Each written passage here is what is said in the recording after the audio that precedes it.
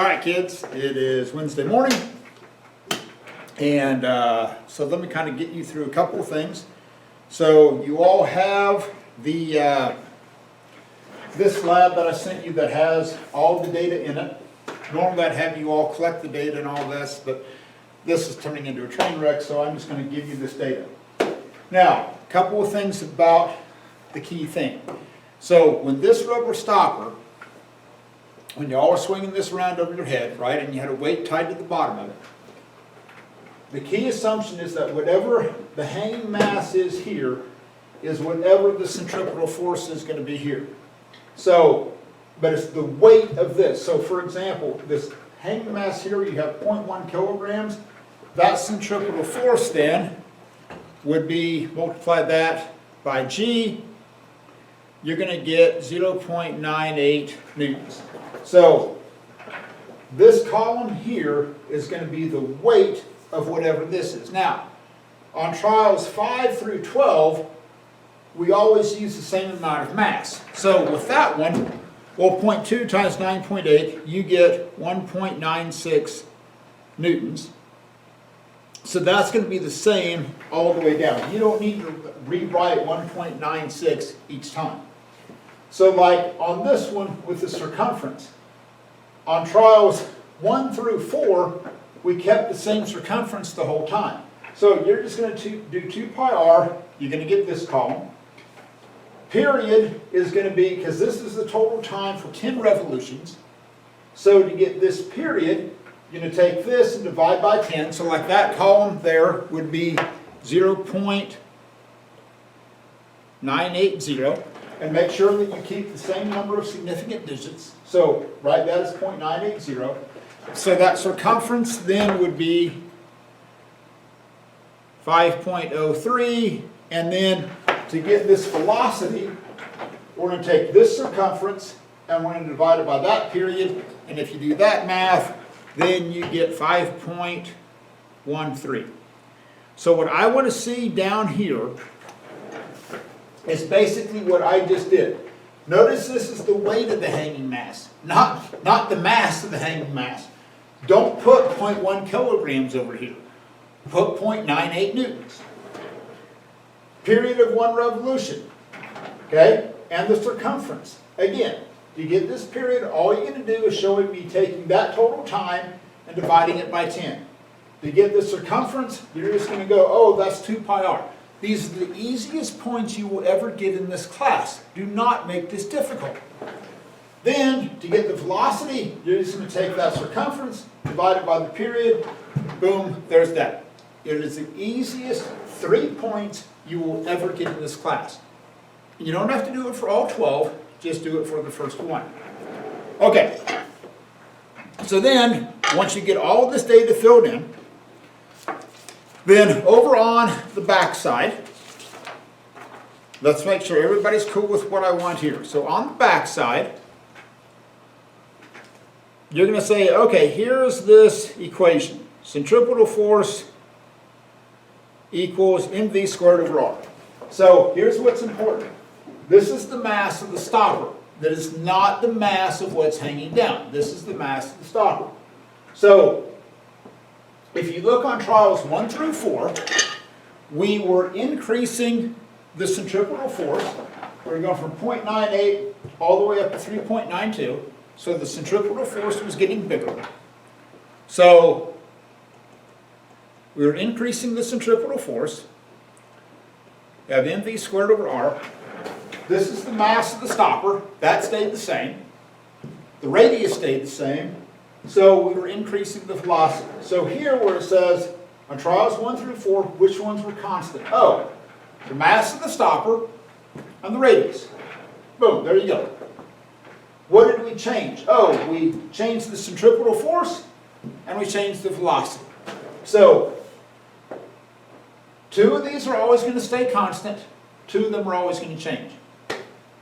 So when you draw this graph, so this graph is going to look something like this. Okay? You're going to plot velocity on the x-axis, and you're going to plot centripetal force on the y-axis, and it should look something like this. Hey, no, I'm sorry, I screwed that up. I drew the wrong one. back up. It's going to be a quadratic like this. I flipped my quadratic. So it's going to look something like this, because if you look at this, this is centripetal force. This ratio of mass to radius is a constant. And then you have v squared. So this is just basically y equals kx squared. You all have graphed that 100 times in a math class. So this is why this is going to be a quadratic relationship. So on the basis of the graph, what is the relationship between velocity and centripetal force?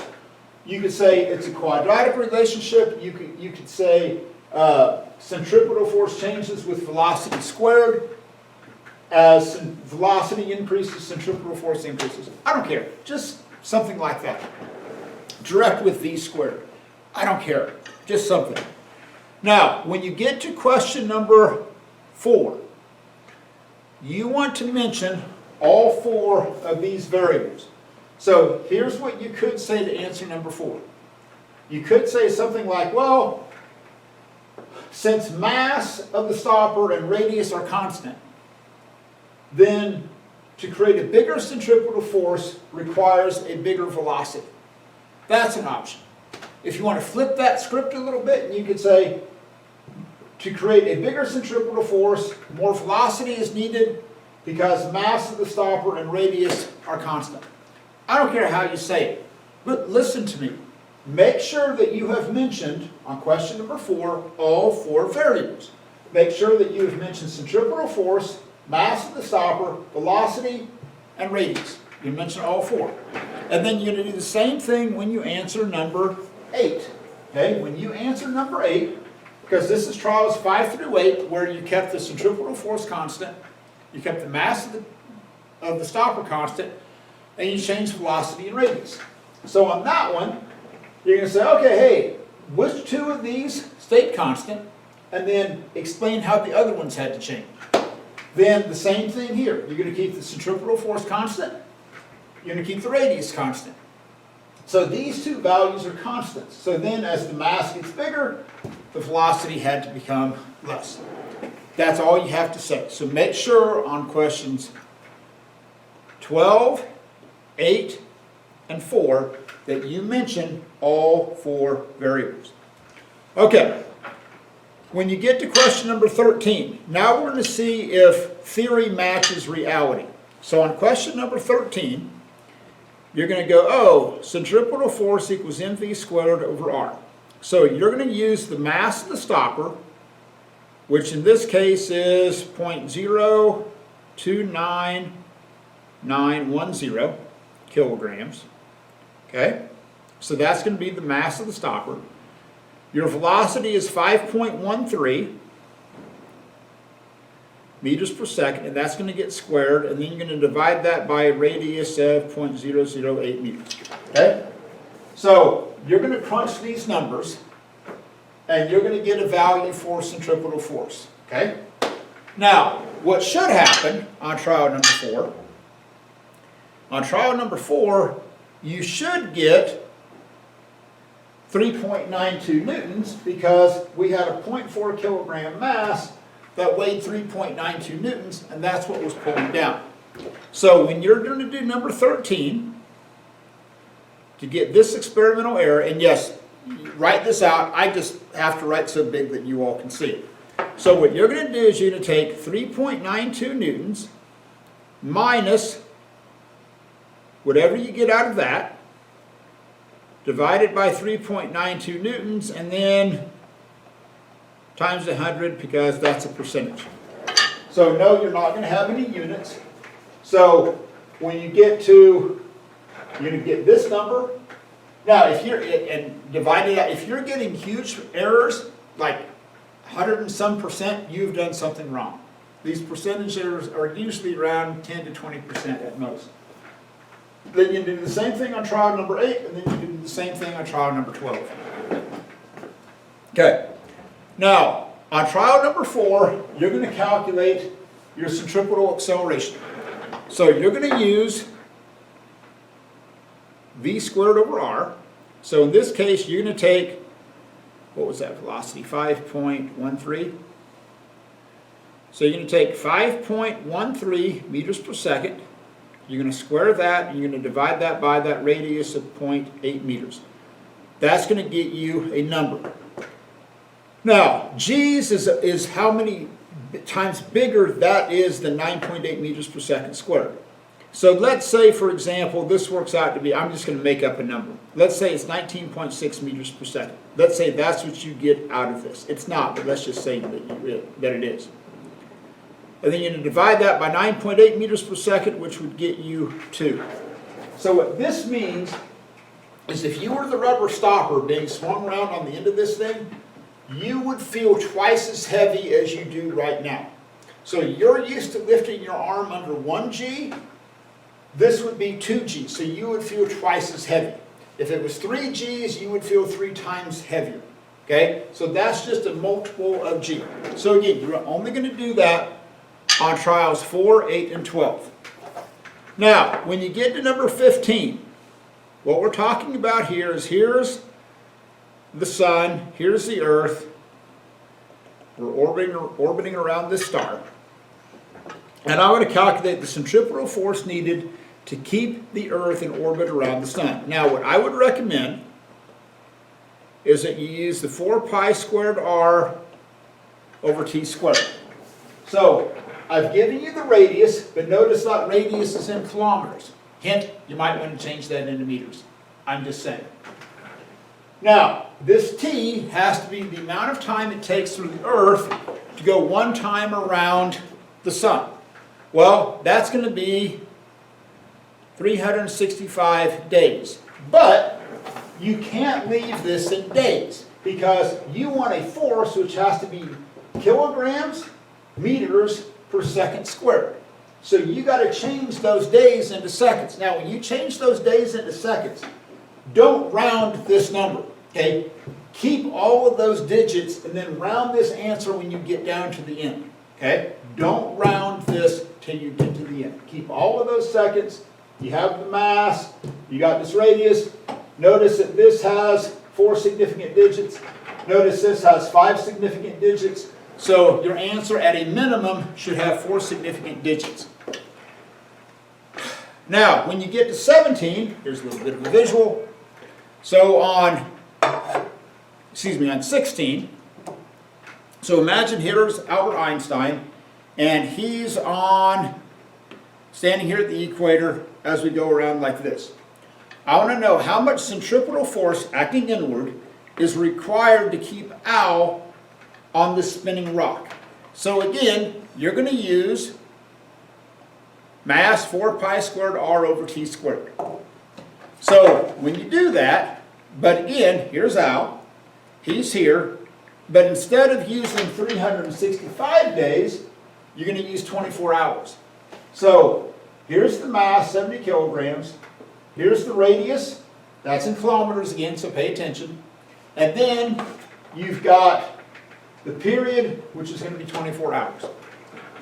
When you get to number 17, notice on here, I tell you that I want this drawn to a scale. Okay? So here's this rubber stopper on trial number 1. Okay? The only thing you're focusing on is the rubber stopper. So you want to calculate any forces that you think are acting on this rubber stopper, set up a scale. Maybe these should be pretty small numbers, so you might let, maybe 4 centimeters equal Newton or 3 centimeters equal Newton. Draw them in whichever direction you think they're acting, up, down, right, left, whatever. Okay, whatever forces you think are acting.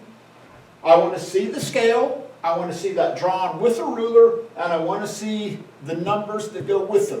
So if you think there's some diagonal force going this way, label that force, tell me what it is, and then the value of that force. So I want to see what the forces are, label them, give them names. Is it centripetal force? Is it normal force? Is it gravitational force? And then I want to see the numeric value that goes with them drawn to that scale. Okay, I'm going to stop and do encore Zoom meetings, and then I'll talk about the other assignment in just a second.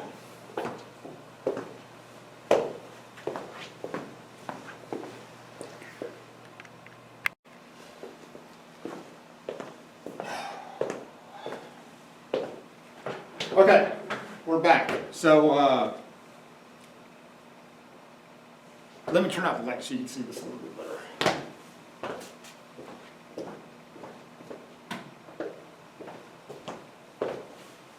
Hopefully that shows up a little bit better. So this is the assignment. There's this one I want to talk about, and again, I'm going to show you a couple of different ways that you can work this problem. So it's made to go faster until more wires played out, until both the speed and the radius is constant at double their original values. So I'm going to show you two ways that you can do this problem. I don't care how. So one option is that you do smash mouth physics, and you go, okay, oh, let's reverse that. So centripetal acceleration equals v squared over r. So here's your airplane, right? Okay.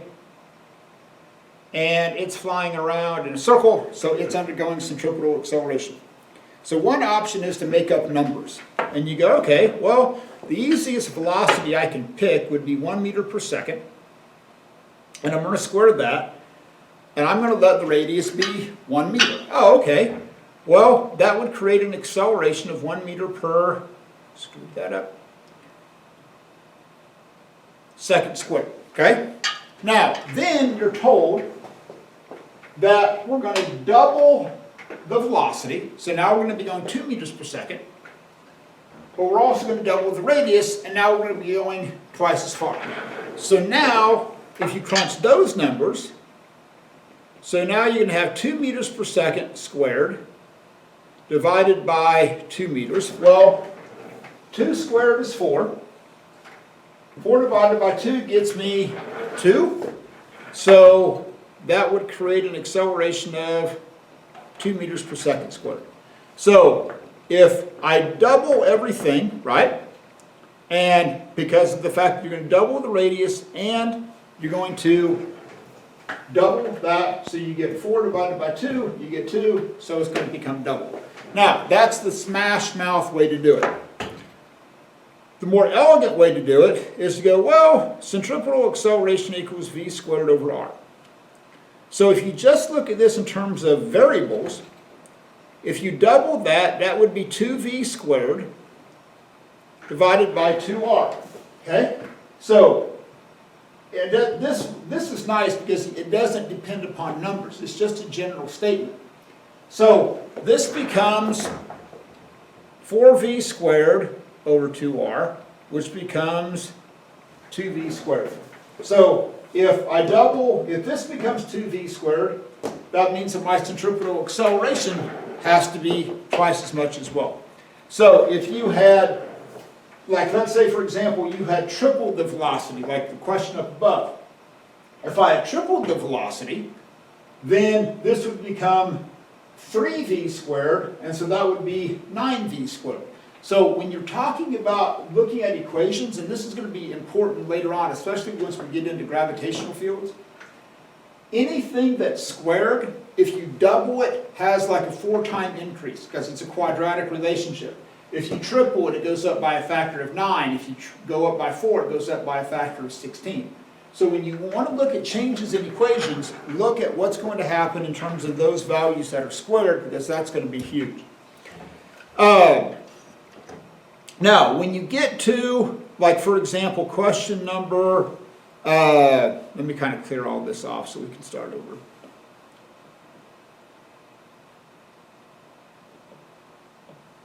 So let me talk about a couple of these questions. So on this question number 3, notice that the tire has a radius of 0.712 meters. So, excuse me, has a diameter of 0.712 meters. So when you're dealing with circles, you have to pay attention to the fact that are you given the radius or are you given the diameter. So this is going to be the diameter, which is about like, that's like a typical bike tire.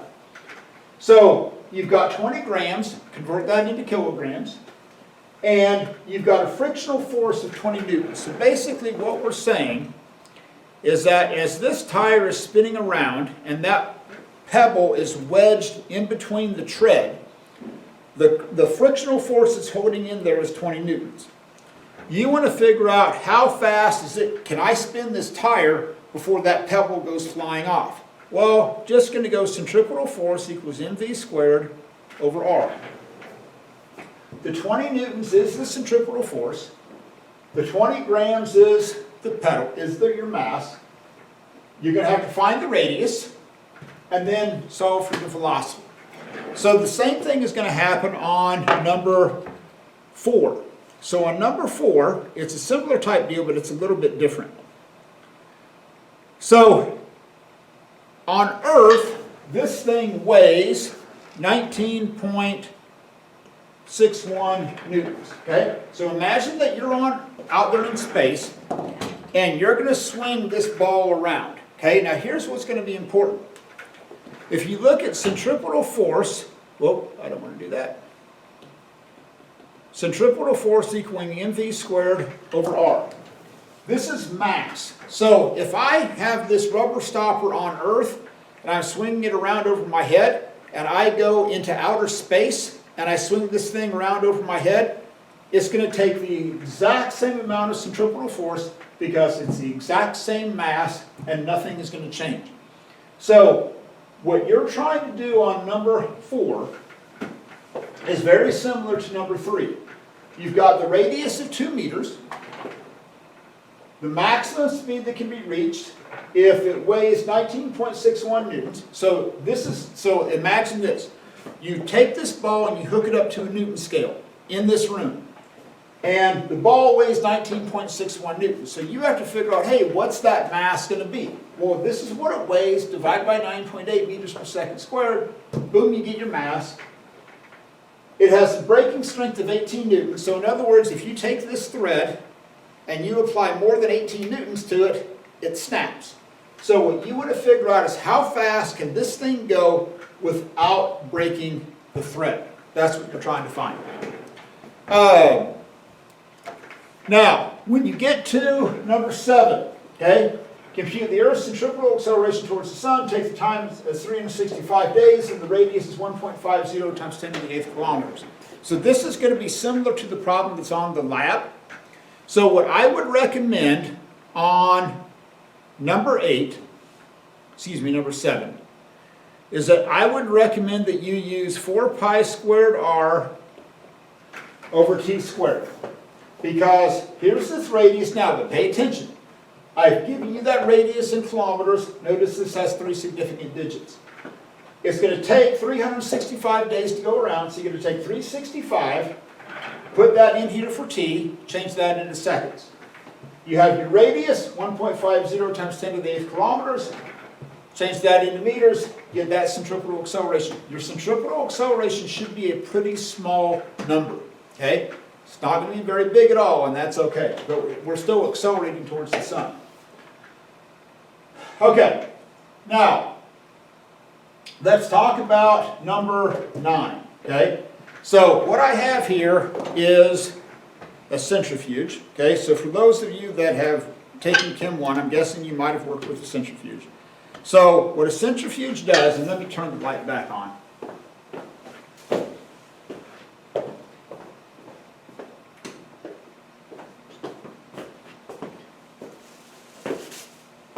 So you can kind of see this, okay? So if you haven't seen it, what it is like it's a spinning little disc, and this contains like little micro centrifuges. So you close this, and you turn it on, and it basically spins really, really, really, really fast, okay? You turn it off, and let me get it up to speed again. So you can actually hear it. So then this thing spins really, really, really quick. So basically what you're doing is you're creating, in effect, like a false gravitational field. So centrifuges are rated on how fast they spin per unit of time. So this is rated at 6,000 revolutions per minute, so, or RPM. So when you look at RPM, so this is 6,000 RPM. So that stands for revolutions per minute. Okay, that's what the RPM stands for. For some of your cars probably have an RPM gauge, okay, that shows you on your engine like the faster you go, the more revolutions per minute that's going to go. So some cars have them, some cars don't. But that's your RPM. It says how many revolutions per minute your engine is making. So what I've got on number 9 is that you've got this particular one is going to spin at 5,000 revolutions per minute. So let's talk about this. So I'm going to change that to 5. So what you want to figure out on number 5 is, on this first one, what's the centripetal acceleration at the bottom of the test tube. So what you want to do is go, okay, centripetal acceleration is 4 pi squared r over t squared. Now here's the problem. You don't have the period.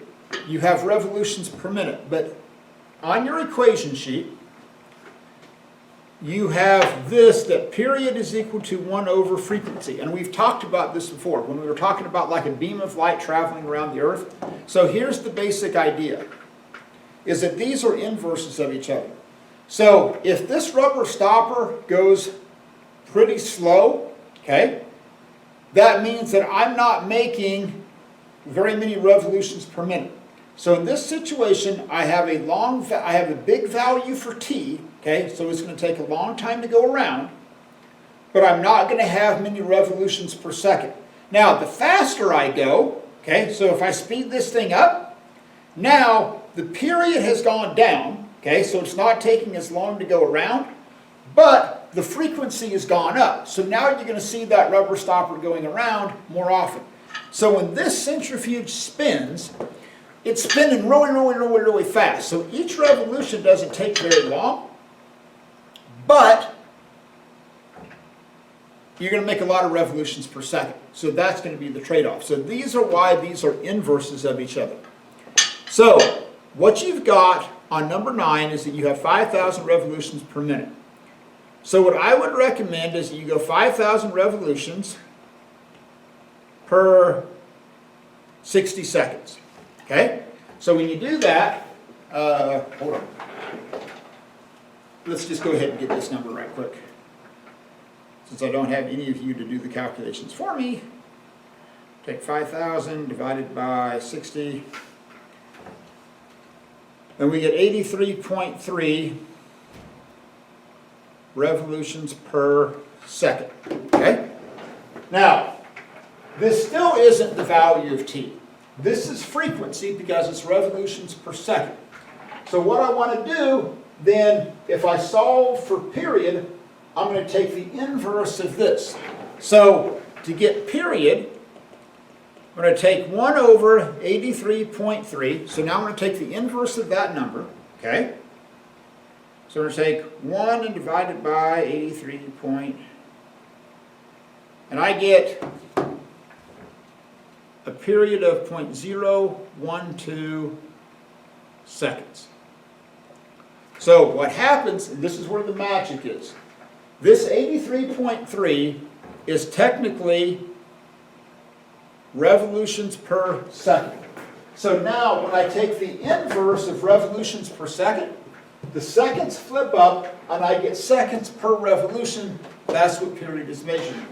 So what I want you to see is that as this number gets bigger, as you make more revolutions per second, the value of t, the time for one revolution, is going to get smaller and smaller and smaller.